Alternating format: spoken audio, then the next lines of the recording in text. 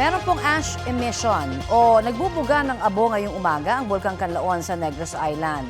Ayon sa PHIVOX, ilang oras lang yan matapos ang moderately explosive eruption kagabi.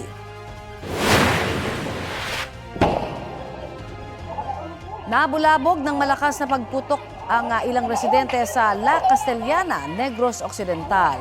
Nagtakbuhan ang mga bata at nagsilabasan sa kanilang bahay ang mga taga roon.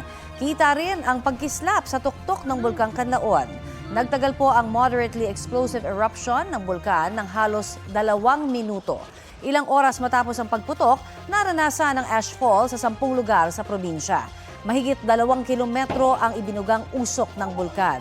Patuloy na inaabisuhan ang mga residente na magsuot ng face mask bilang proteksyon. Ayon sa PHIVOX, may nakitang pagbara sa daanan ng volcanic gases na naging sanhi ng pagputok. Hindi katulad ng pagputok noong February 19, may kasamang pyroclastic density currents ang ibinuga ng bulkan kagabi. Pag-aaralan daw ng PHIVOX kung babaguhin ang kasalukuyang alert level status nito na nasa alert level 2.